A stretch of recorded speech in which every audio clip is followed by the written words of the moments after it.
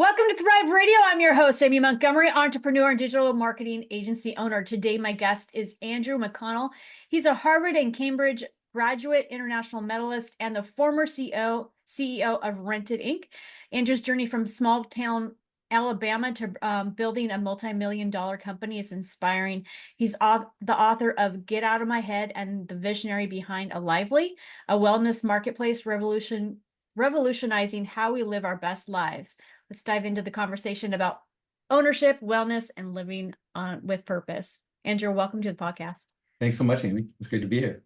Yeah, you have quite a journey and quite a story from Alabama to founding a multi-million-dollar company.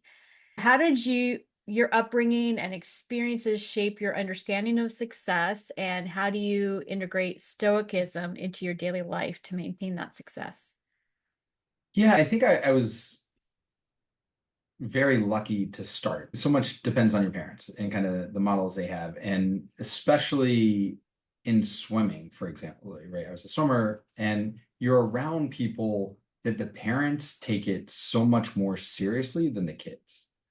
And so I would swim growing up with kids that were much, much better than me, much, much faster when we were younger. And the parents made it horribly unenjoyable for those kids. And so they didn't stick with it. They ended up dropping out, just moving on to other things, never really pursuing the sport. Whereas my parents didn't know much about it. And so they were more excited than me if things happened. They didn't know if it was good swim or bad swim. They're like, oh yeah, did you have fun? Like it got to be something that it was self-driven for me. And I think it was the same in school. I don't remember them hounding me about grades or homework or anything like that. Honestly, even growing up in Alabama, my dad had a rule of you couldn't even start your homework until you'd been outside playing for a while. After school, no, you need to get outside and you need to go play. You need to move your body. You need to be outside, not inside, which I think is so different than how a lot of people approach things. Yeah. That it made it where I didn't need external pushing to pursue what I wanted. It was once I wanted it, it was me pulling and pushing myself. That was it. And I think that really carried over to each aspect of my life. I didn't have to wait for external validation, external motivation. It was, hey, this is something I like, I enjoy, I am passionate about and want to pursue. I'm going to go push myself to do it. That's amazing. It really is, because you talk to so many people in where the overachievers and people that have achieved the level of success that you have, and it's usually the opposite. Yeah, the thing is, when you're growing up in it, you don't realize you're lucky. It's only in retrospect, and maybe there are other kids that do. They're like, "Oh man, I'm so lucky," but I doubt it. I feel like most kids, because it's the only box. It's only as you see other boxes play out, you say, "Wow, I could have just as easily been born in that environment, been raised in that environment." And I see where that's led others. And beyond the success part, for me, success is far less about accolades, like what you put on your LinkedIn or medals or whatever it is. It's success is, are you fulfilled in your life? You have all these people that talk about, oh, I achieved this in fame or this in wealth, and I'm absolutely miserable. And I constantly have this voice in my head that's telling me I'm not good enough, and it's attacking, and it's all that. And I'm worried about giving that up because it's gotten to me where I am. Yeah. And I said, but do you want to be where you are? You just told me all this money, all this fame, all this stuff doesn't actually make you feel fulfilled or happy. Why wouldn't you give that up? Because if you had none of that and you actually enjoyed every day and were alive and fulfilled, would you care that you didn't have more zeros in the bank? Would you care that people didn't know you when you walked down the street? Probably not, because you would be enough to yourself and happy enough and fulfilled enough. And so I think it's always a funny thing of, I don't want to give that up because that's my edge. It got me here. I'm like, but you hate here. You hate where you are. So give up that edge. That's not serving you. Yeah, definitely. I think I definitely spent my whole life trying to be good enough and doing the overachiever thing. And then finally quit all of it, started my own business. And now my happiness is sitting with my dog on my deck. And people think I'm nuts. Like my whole home could be burning down. Anything could be happening. Anything could be going wrong. But if I can go and hang out with my dog, that's my happy place. And that's the Only reason why I would not take just another corporate job. I want to be with my dog. But yeah, we all have the things that motivate us, but yeah, I totally agree. There's so many people that are unhappy out there. And again, it's trying to be good enough, I think, versus actually learning how to be happy in the moment, happy today. Yeah, this is a conversation I have with my daughter constantly of so much of our lives we think we'll be happy when. We'll chase this thing. I'll be happy when I get this, when I achieve this, when I make this amount of money, whatever it is, or a kid of when I get this toy or when I get that toy or when I get to do this thing. And the Stoics, the Taoists, right? Lao-Tzu, the Buddha, everybody said, actually, if you want to be happy, it's not by adding to your wants and achieving them. It's by subtracting from your desires. It's by being happy with what you have. So Yeah. distilling it down to, oh, actually just being here in this moment on this deck with this dog, that is enough. And that's a practice for me every single morning, right? When I meditate, and granted, it's looking over the oceans, it's lovely, but it's reminding myself, no matter what else happened in life, good or bad, there's no place in that moment that I would rather spend my time. I would still choose to be doing that thing. When Yeah. I'm swimming, it's the same thing. No matter what else was going on in the world, that's where I would still choose to spend that time. When I'm playing with my daughter, she's invented a game and we just lose hours on the weekend playing this game that she just invented. Again, no matter what else happened in the world, don't need anything more.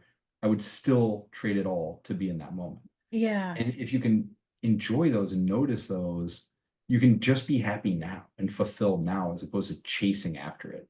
Yeah. It's a very hard thing to explain to a 7-year-old and 8-year-old. Here's how the hedonic treadmill works. Here's why you think you'll be happy and you are for a day, but then the next day you want more. Like it's never going to be enough. Just start subtracting. And so I don't know if I'm going to get her to have it click by the time she's 10, but hopefully over the years of reinforcing this message, it'll internalize. Yeah. And living it too. We all revert back to, and I think for girls, their dads are probably your biggest, who you look up to, who you end up modeling. And I'm a mini version of my own father. And even all the things that he tried to teach me when I was young and I rebelled against it, Yeah. were all the things I ended up reverting back to.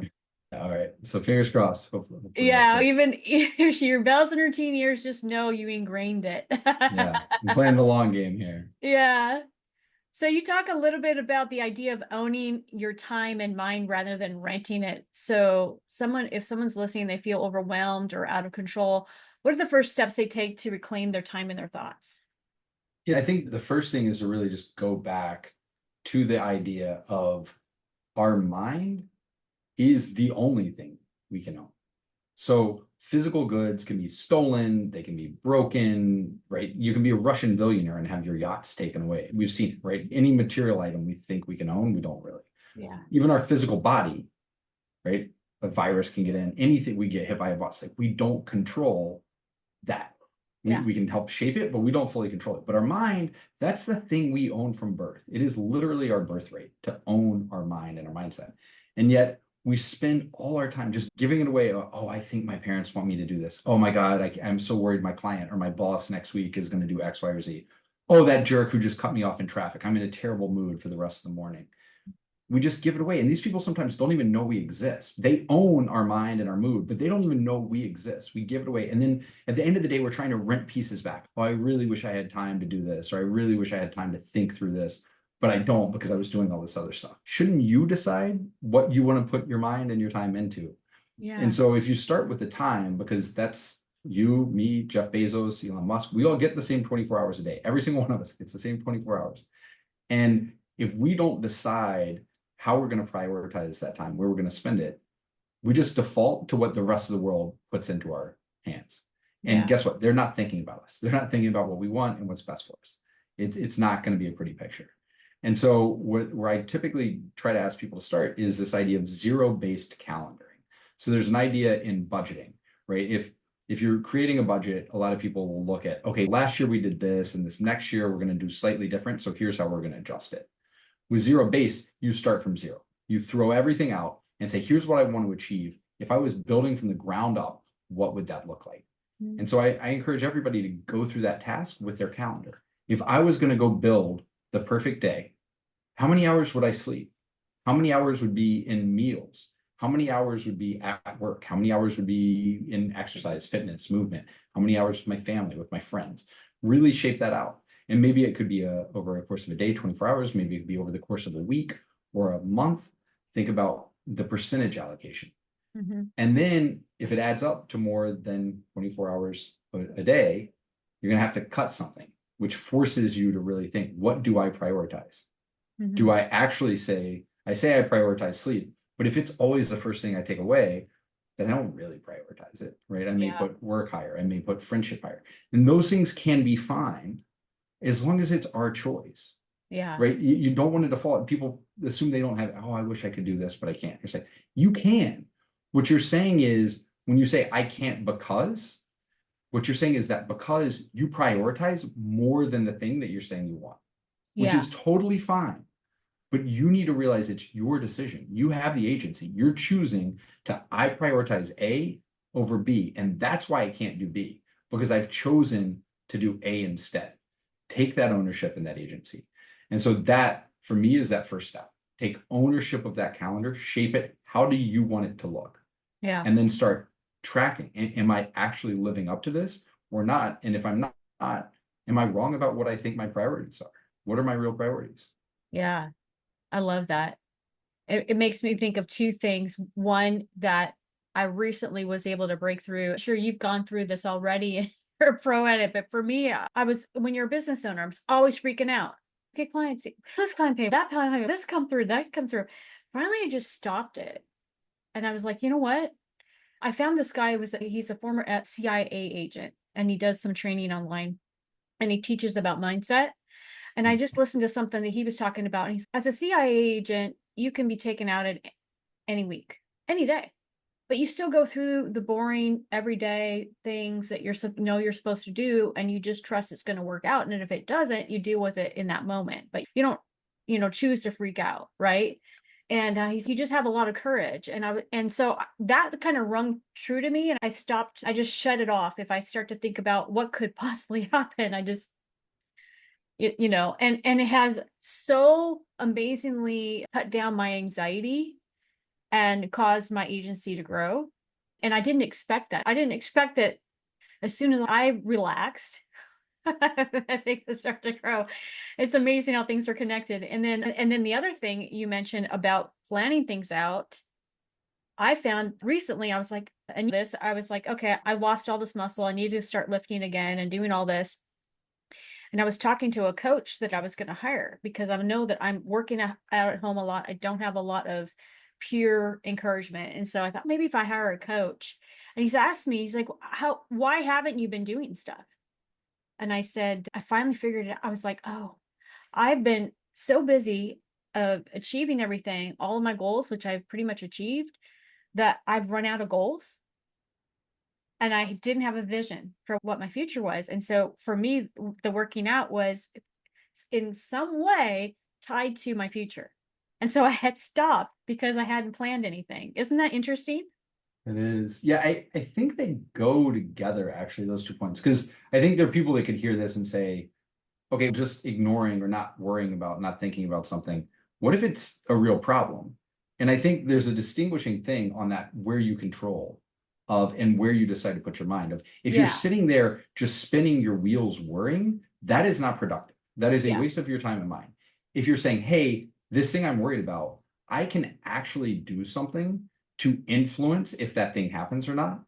And then I'm going to spend my time doing the preparation to make sure it doesn't happen or to make it less likely the thing that will happen. That is good use of your time and mind. If you're just sitting there worrying, that doesn't help at all. That's not changing the outcome. It's not something you can influence. You're not doing anything. So if you're saying, hey, here's what I want in the future, here's the future I want. And instead of worrying if I'm going to get it, I'm going to understand here's why I'm worried, because this could happen, this could happen, this could happen.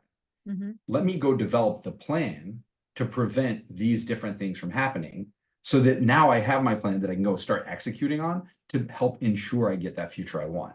And so like you're saying, with the future you're planning on the gym, hey, I want to be physically mobile. I want to be limber, all this in my older age. I'm worried I might not be. Okay, here's how I could do it. I can start working with a coach. I can do this kind of strength training on this number of days. I can do these functional fitness things on these other days. And then you actually have a plan you're executing against. So it's not just ignoring things. It's Yeah. saying, I'm not going to let it just spin in my head unproductively. Yeah. Yeah. And I agree. I'll have, even for my business, like a strong checklist of all the things that I need to be doing. They're your fundamentals. I think that sometimes just being reminded of the fundamentals, because at least for me, I would get so in my head, or I would get distracted by the ooh shiny cool thing I wanted to do, or I want to launch this, or I want to do that, instead of focus on the fundamentals, slap myself side of the face. And yeah, and if X, Y, and Z happens, here's my plan. If I need to make money, here's my plan. If I need to get more clients, here's my plan. And always doing the right things, but also letting go with the fact that you're not in control of any of it. You can do all the right things, but at the end of the day, you're really not in control about it with anything. So it's just that divider line of, Yeah. You can influence. There's this, yeah, there are you can kind of influence, you three just, buckets, yeah, right? So you have, what do I control? My mindset. That's the only thing I 100% control is my mindset. Like, how am I going to interpret this? What am I going to do about it? That I control. Then there are things totally outside our control. What other people are going to do, what other people are going to say, et cetera, right? If the hurricane's going to come, if this sport team's going to win, totally outside. And then there's this middle ground of things I can influence, right? So if you think of, I love going back to tennis, like Djokovic, he can control his mindset, his training, his preparation. That he can't control what Alcaraz does on his training, et cetera, et cetera. And then during the course of a match, he can influence it. And so when he lost Wimbledon, I guess it was 2 years ago, to Alcaraz, he said, look, I feel good. I put all of it out there. I did all the preparation, and today it didn't go my way. And that happens, right? There were other years that it did go my way. It could have easily gone to Federer. It could have easily gone to Nadal, but in those years it went to me. And this year, today, it went to Alcaraz. But that's not going to change my process and how I prepare. And then she showed up at the U.S. Open next time, and he won. And then he won Wimbledon this year, and then he won the gold medal at the Olympics, right? Because he was focused on, it's not that end result that is my goal, it's my process yeah, that I'm going to focus on, and I have the right process. I believe in this process. And so I'm not going to get over indexed on results that aren't fully in my control, because the thing that I can control is my process. yeah, yeah. I think that's key. It's focusing on the process, not focusing on the things you can't, the what ifs. So you're somebody that has had massive discipline throughout your life, obviously, with swimming. It amazes me, to be honest, what you've achieved. It really does. What do you think has kept you focused? What are some of your secrets? And like, how do you keep it going? Yeah, so this one, I can go there. This one's a little bit harder to answer because one of my best friends, who was my roommate in college, is very similar to me in that as soon as we learn something, you read a new study, you see something, hey, here's the right answer for this for fitness or this for health. We both just do it. Like, okay, if that's a thing, I'm just gonna do that thing. There's not a big gap between, oh, I really want to be the person who does that thing. Oh, I really should do that. There are not many shoulds in our lives. It's just you see it and you do it. And I think a lot of it is taking out the question, right? So for me, exercise every single day. And just knowing, hey, that's not a question. I just exercise every single day. Because guess what? There are going to be plenty of mornings when you wake up at 5 or whatever, or you're tired and you say, do I want to or not today? And the answer is going to be, no, I don't really feel like it. Yeah. But if it's not a question, it's, oh, no, this is a thing I do every day. It doesn't take discipline. It's just a thing that I do. And same with nutrition of, oh, okay, here's what I eat. Here's the principles around what I eat. So if somebody says, hey, do you want this slice of cake right now? Of course I want that slice of cake, but it's not a thing I eat. So it's not a question of, do I want this right now or not? Because I'm not going to load my body with sugar because I've said, hey, this is not stuff that I'm going to apply. Maybe it's once in a blue moon, I'll put that in. But for me, the discipline would be really hard, right? If every single time I had to ask myself what I wanted, then I think I would have a really hard time being my better self to execute against that. Whereas taking the mindset of, oh wait, here's the right thing to do or not do, or to go about or not go about, and just say, oh, that's what I do. Right. An example with smoking is they see a dramatic difference if someone says, oh, I'm trying to quit smoking versus I'm not a smoker. Just Yeah. that one phrase of how they talk about it differently, dramatic differences in do they stop smoking or not. If I'm trying to quit, I'm this person that's trying to do something, most times you're not succeeding. If you're, oh, I'm not a smoker. Oh, okay, well, that's easy. If somebody offers me, oh, I'm not a smoker. Like, it's not about do I want to or not. Like the cravings, it's I'm not a smoker. I don't do that. Yeah. And so just in some ways taking the discipline out because you just have the rules and you follow the rules. And so you don't need discipline to do it because you just do the thing because that's what you do. Yeah. That may be unsatisfying answer, but I think that's No, mostly how I do it. I think it's really profound because I think asking yourself the question, what do I want, is so dangerous. And I used to actually get massive anxiety over that question. I remember going to I had a naturopath and he's, what's going through your head every day? And I was like, what do I want? I had no clue what I wanted in life. Yeah. No clue about anything. So I was always asking, what do I want? What do I want? What do I want? And he's like, how about asking yourself what you don't want? Hmm.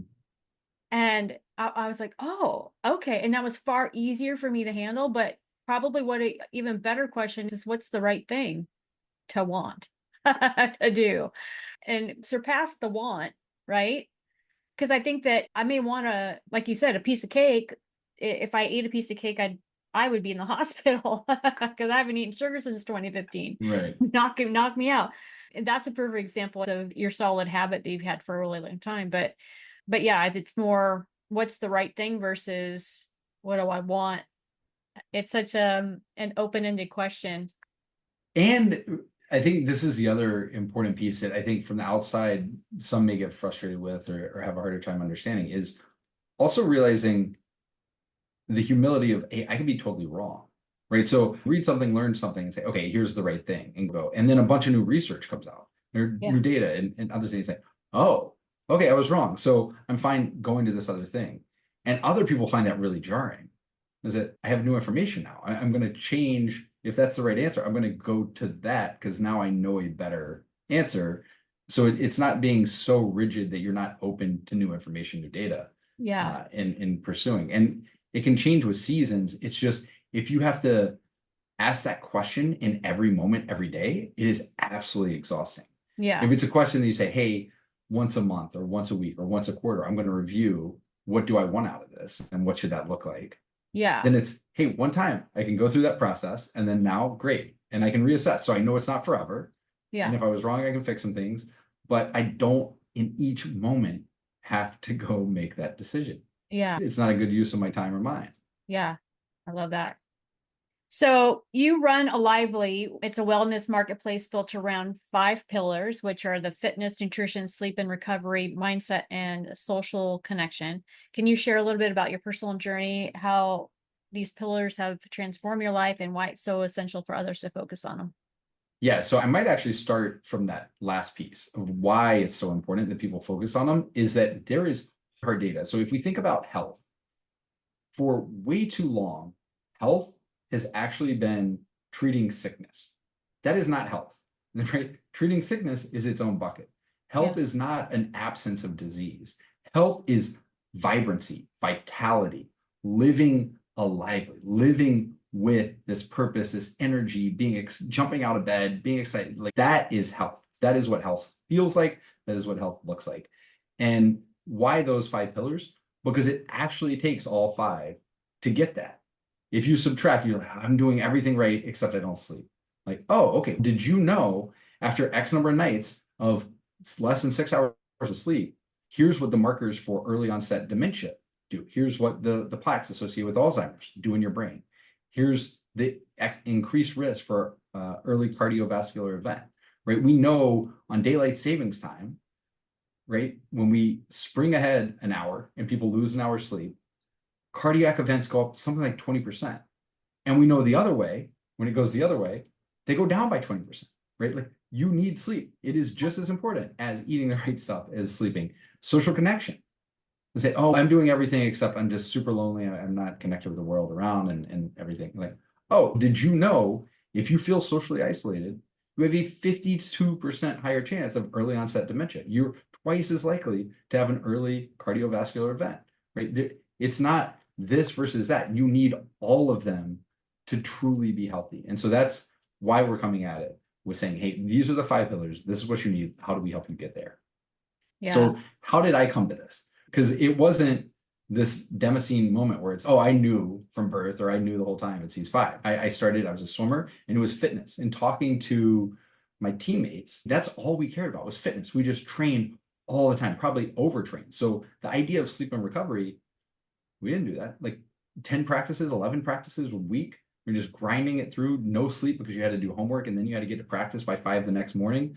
And the days you had off, you went out and partied. Like that sleep and recovery, we didn't put in. Nutrition? Are you kidding me? We'd be so hungry after practice. We'd be sitting there eating hamburgers and hot dogs and chicken sandwich, like just junk, absolute junk in between. We did luck into having social connection purpose because we were a team, right? You're living with your friends, you're eating together. So that wasn't intentional. We just lucked into it. And the mindset could go anywhere, right? There was no sports psychologist that we were working with. I had the sports psychology tape my freshman year, which was when I was on the national team, when I was a Division I All-American, all that. And then I just stopped doing that tape after that year. And guess what? I didn't perform as well. So I should have known better. I don't know. I guess I was 18 years old, so it didn't really click, hey, this is a really important thing. So it really was fitness. And I used to think nutrition doesn't matter. It's like you can outwork it all. No matter how much I would read of, hey, you lose pounds in the kitchen and ounces in the gym. And a friend said, hey, I did P90X. I can do the exercise without the diet. Doesn't help. I can do the diet without the exercise. Oh my God, it's a huge difference. Oh no, I don't believe it. I don't believe it because I didn't want to, because I wanted to eat 2 cupcakes with every lunch and dinner, right? I was eating junk. And then even though I had a 6-pack, even though I was always looked really in shape, I was pre-diabetic. And there's stuff you can't see, right? You could have the aesthetic, but you can't see what metabolically it is doing to your body and mind. And after lunch, I'd be falling asleep on my chair. I couldn't be productive because of the junk I was putting in my body. Yeah. And so that's how I came to nutrition. Like, oh, maybe this is an important thing. Wow. Since that time, people, man, your skin looks so nice, this, that, and the other. Because not poisoning yourself, guess what? Your body likes that. It likes not being poisoned. I'm smarter now, right? I have more energy. It makes a difference. Sleep. My parents were both physicians.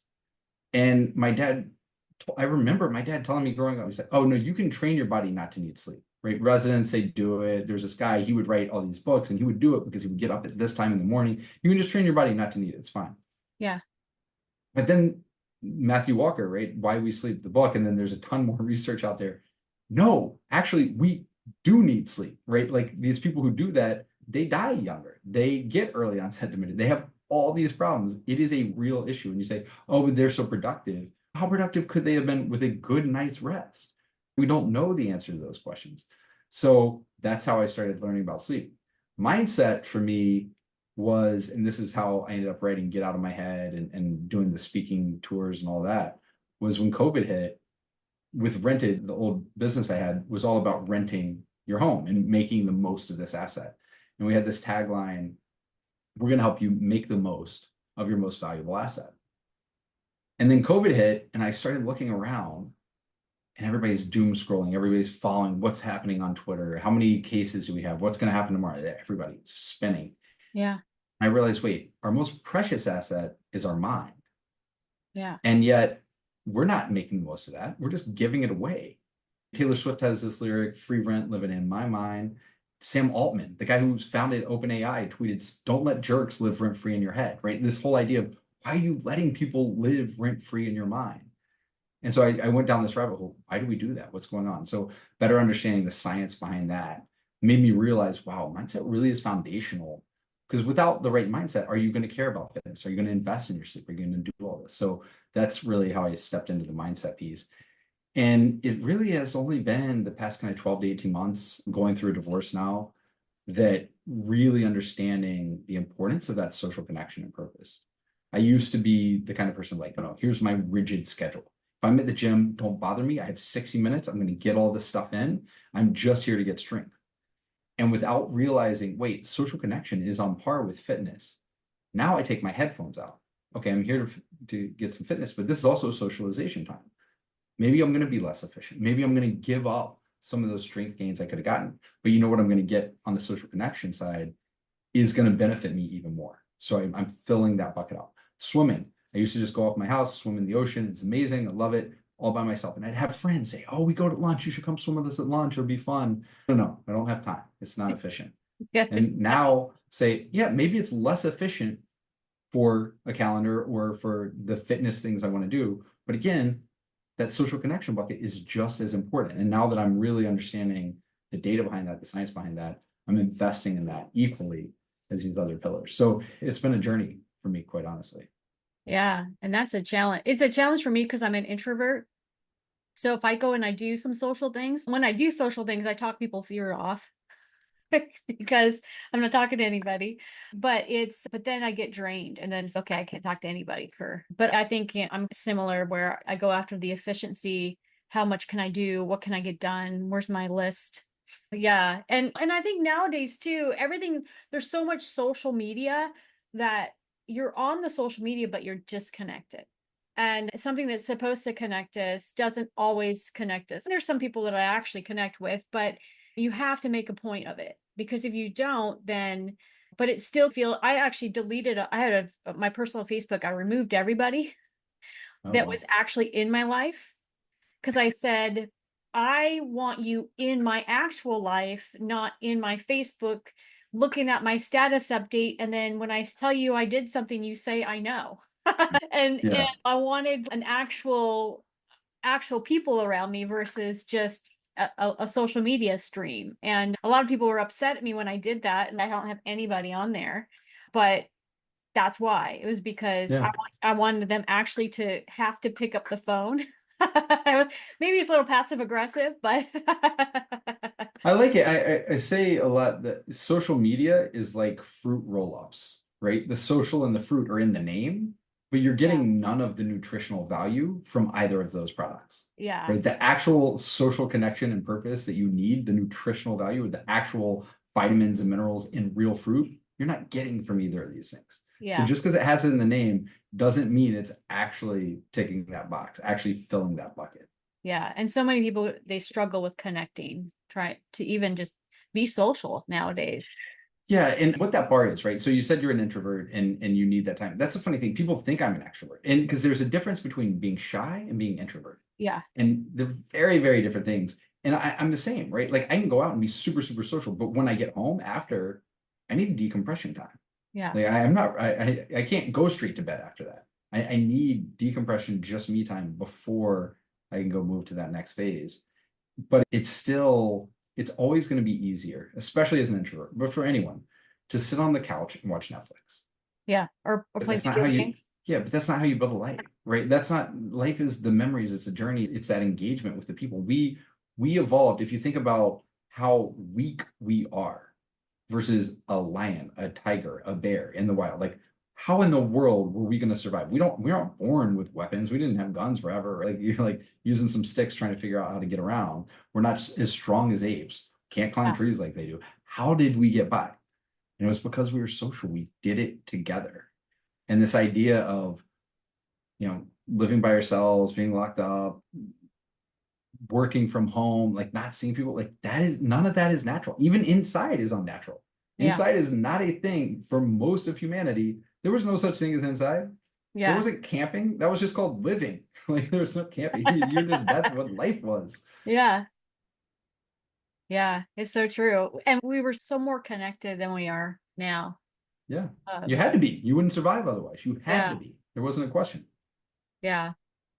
So you sell a ton of products on your site, and a lot of it, some of it is actually wearable data, which is pretty fascinating. Tell us a little bit about that technology. What are some of the things that you actually sell, and how do you think that technology is going to help health and wellness as we go forward? Yeah, I think health is very different than how we buy other products. So if we go buy a new shirt, a new hat, a new bag, maybe we get some compliments on it, and that's fine. But with health, if we're buying something, it's because we're trying to change something. We're trying to do something, accomplish something. And so it could be, I want to put on muscle. It could be, I want to lose fat. It could be, I want to get more deeper REM sleep or just more sleep in general. It could be, I want to feel more socially connected, right? There's something that we're trying to do. And so the idea with integrating with wearables or blood tests or these markers is saying, hey, when you're coming to a Lively and you're buying this in the nutrition pillar, you're buying this in the fitness pillar, whatever it is, why are you buying this? Oh, I'm buying it because I have a hard time sleeping and I think this might help. Okay, great. How do you track your sleep today? Maybe it's I have an Oura ring. Maybe I have a Whoop. Maybe it's I have a smart bed, a chili pad.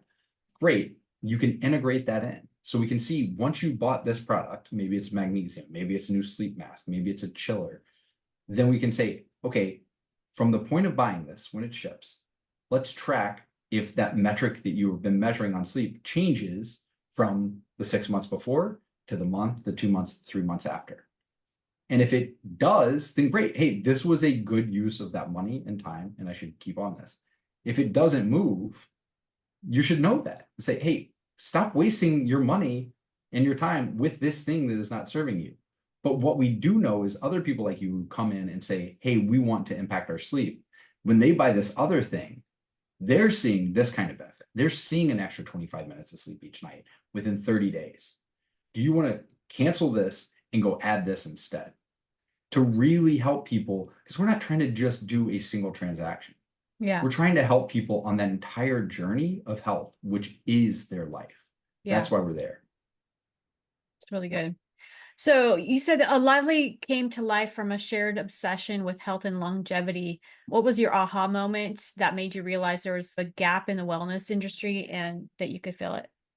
Yes, I had spent the past 12 years of my career building companies in the travel space. I had a marketplace business, I had a fintech company, I had a B2B SaaS company that was selling to enterprise vacation rental managers.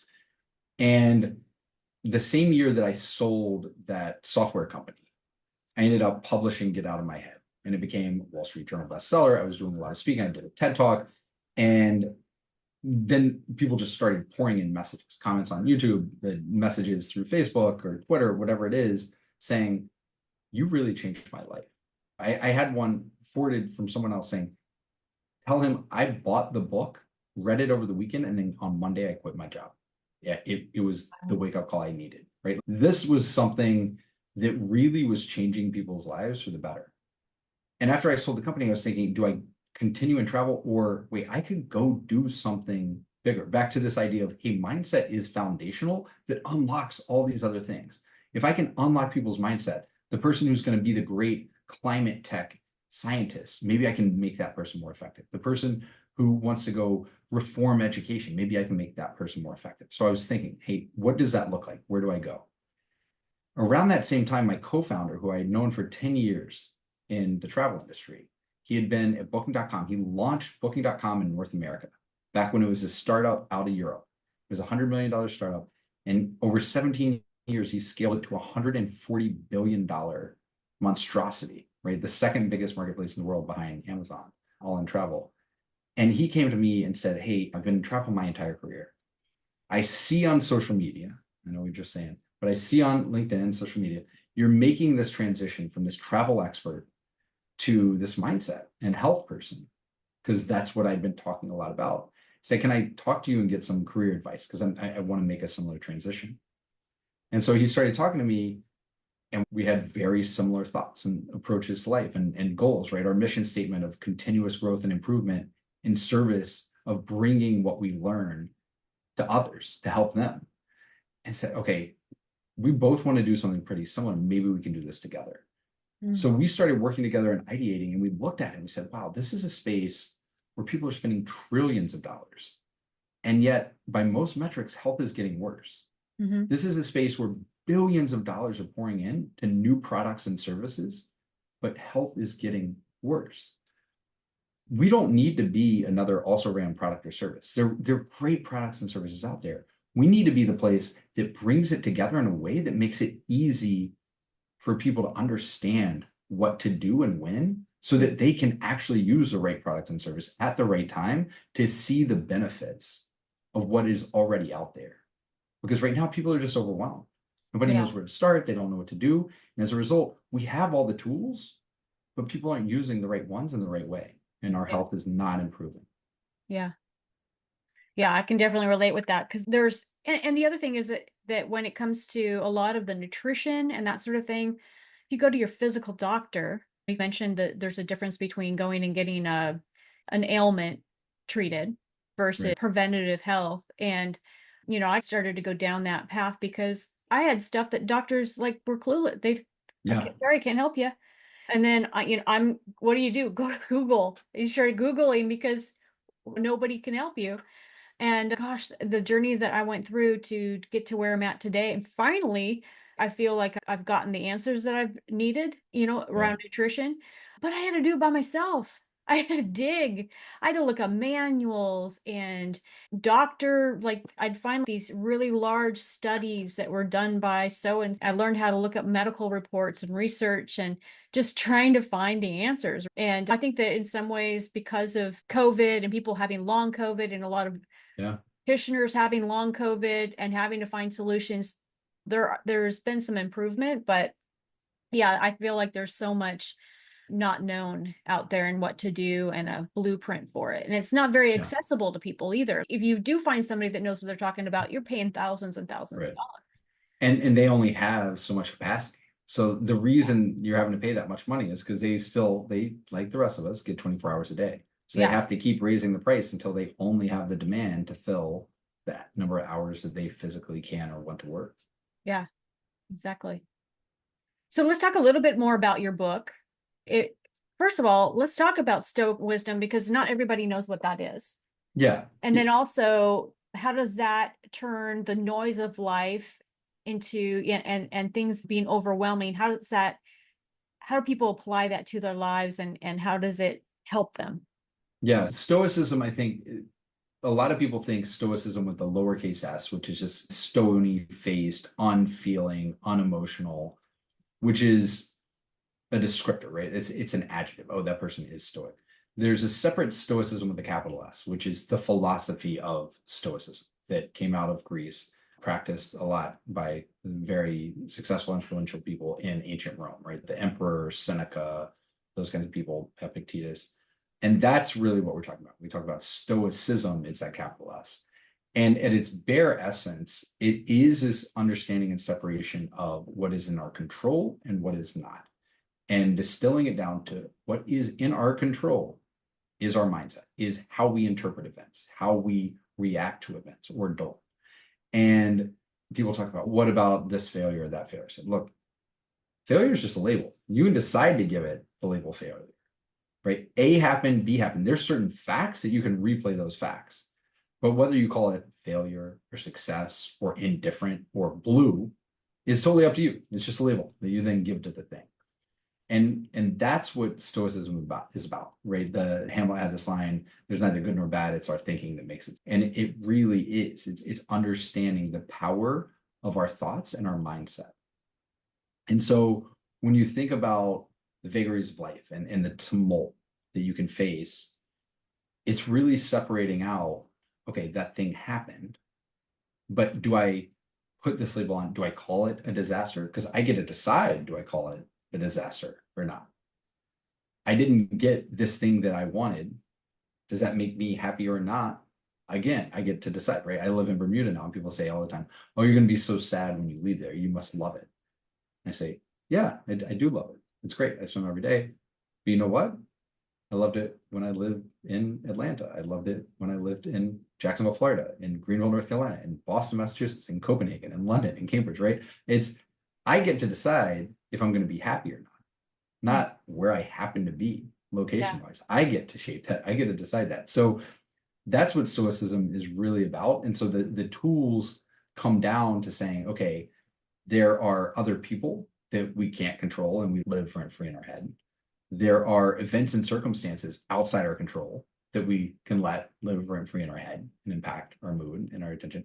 And then, and this is the most difficult one, they're different and imagined versions of ourselves. The people that we think our parents wanted us to be, the people that we think we should have been, the people that we want to be, but we're not quite there yet. Like they're all those people that we're having to deal with that is just entirely internal.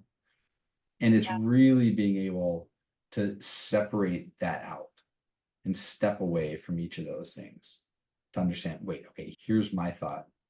This is what I can control. How do I want to control that? Yeah. Yeah. It's amazing. So you've worn a ton of hats. You've been a banker, attorney, consultant, entrepreneur. And how's your diverse career path influenced your perspective on what it means to have a fulfilling life?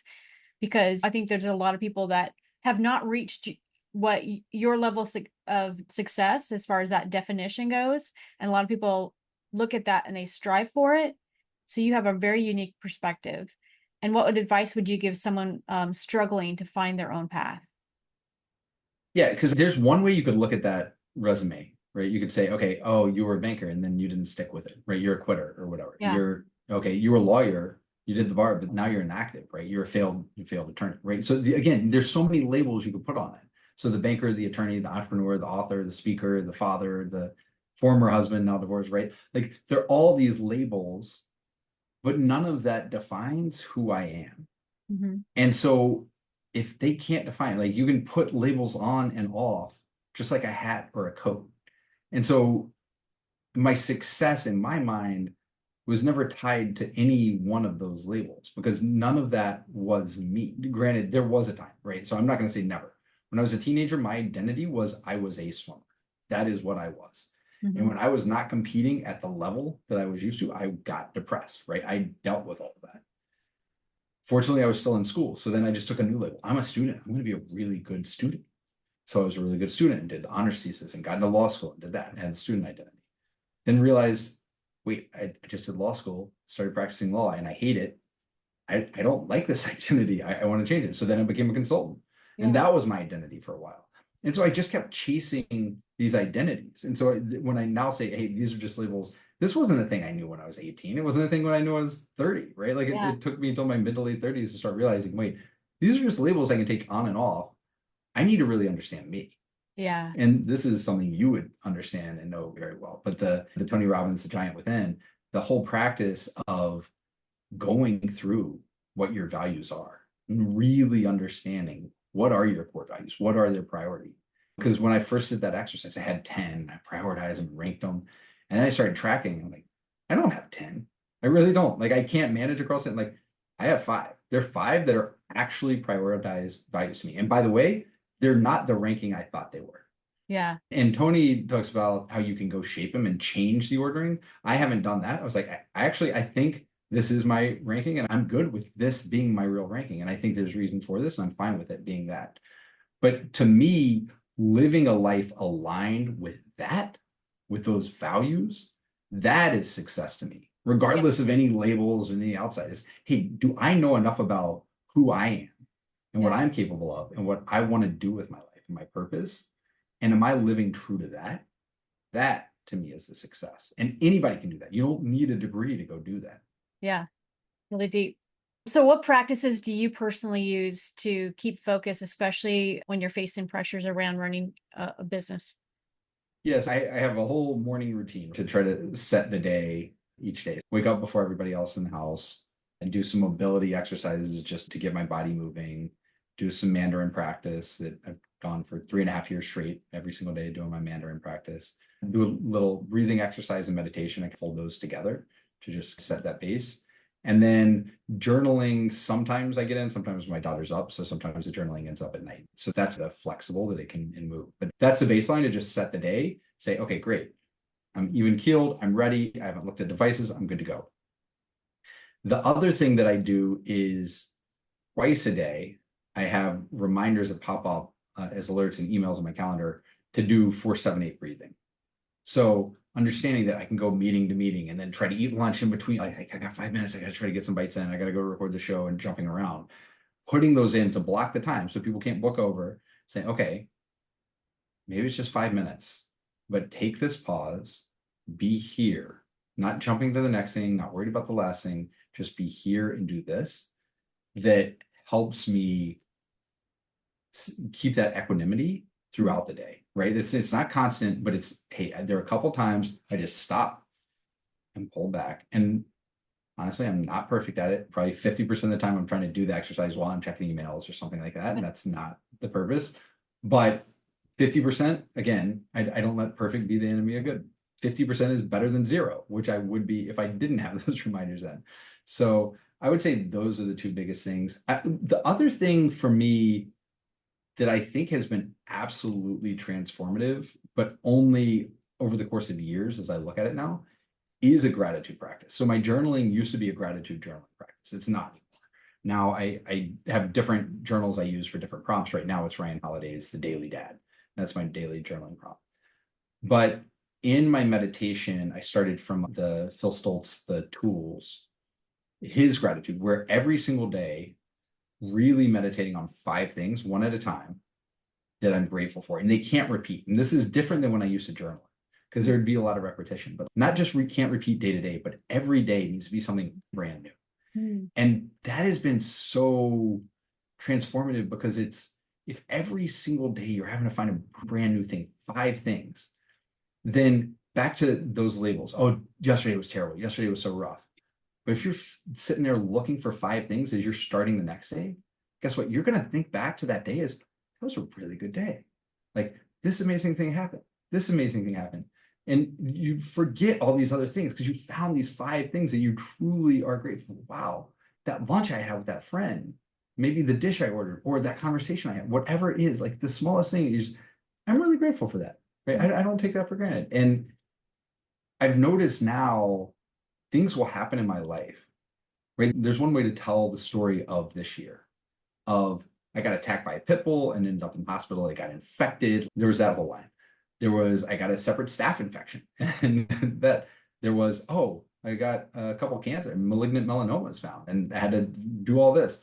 I got divorced that I wasn't expecting, all right? And so people, man, what a rough year. And I look at it and, oh man, this has been the best year ever. Let me tell you about how I'm starting this new company. My shoulder had been hurting, but because of the surgery on the cancer, like I had to rest it for a month, and now it's amazing. Like I feel so much better than I have in years. And right. And so the story that I tell of the year is so different than if I wasn't sitting there every day. You're like, I'm super, super grateful that pit bull came at me, because I was able to wrestle with her and get her off. Whereas if that was a 6-year-old kid or a 70-year-old woman, that probably wouldn't happen. When I went and got the stitches out, the doctor said, oh yeah, I just had a lady in here. She didn't make it. She got attacked by a pit bull. Wow. And so I look at it as, hey, it was my luck to be there at that time. Yeah. So that didn't happen to somebody else. These are all stories we're going to tell. And I think that practice of gratitude, I think, has really helped shape my life for the better. Yeah. As Tony Robbins always says, where your focus goes, energy flows, right? Yeah. Yeah. So what has been your truth that's gotten you this far in your journey? That I don't know anything, right? I think just the recognition, realization, embracing that I'm learning as I go. I'm laughing because I'm like, but you're so smart. But I don't think I just learn a lot. Yeah. And realizing the more I learn how little I actually know and how much more there is, and not being intimidated or upset about that, but excited by it. Yeah. I think that's probably the biggest secret for me. Yeah. Yeah. I love that. Now, if you were able to give yourself one piece of advice when you first started out on your journey, what would it be? Be present, especially when I was younger in school.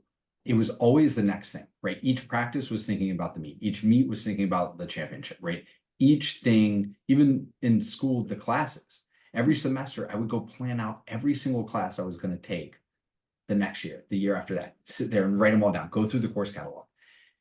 And I was never just enjoying the classes I was in. Like the classes that I had planned years in advance that I was now taking. I was so excited 2 years ago to be in this class. Now I was just thinking about the next year, as opposed to just enjoying being in that class and what I was learning. Yeah. And for me, it was right before my daughter was born, a mentor said, look, I know you. You're going to want to just plan ahead. Don't just be present. Just be in that moment. And I don't know if that was just this light bulb that it worked right then, but it has definitely been something that stuck with me of take time, right? Like back to that zero-based calendaring. Hey, maybe take an hour a month, maybe take 5 hours a month, plan ahead, look at the calendar, do all that. But take some time to learn from the past. But the Mhm. vast majority of the time, deliberately just be present and enjoy this, because life is only lived now. Yeah. And if you don't enjoy it, you miss it. Yeah. So true. So if there are individuals that are listening that would love to work with you, what's the best way to contact you? Yeah, certainly come to alively.com. There's also my site has some stuff on me, M as in Michael, andrewmcconnell.com. You can find me or connect on LinkedIn or Instagram. Again, Andrew McConnell. But yeah, would love to connect. Perfect. I'll put your links down below. Andrew, thank you so much for coming on today and sharing your expertise. Thank you, Amy, for having me. It was great to talk to you. Yeah, definitely. And if you're listening, you want more information about this show and upcoming podcasts, you can visit acalltothrive.com. Thank you, everyone, and have a wonderful week.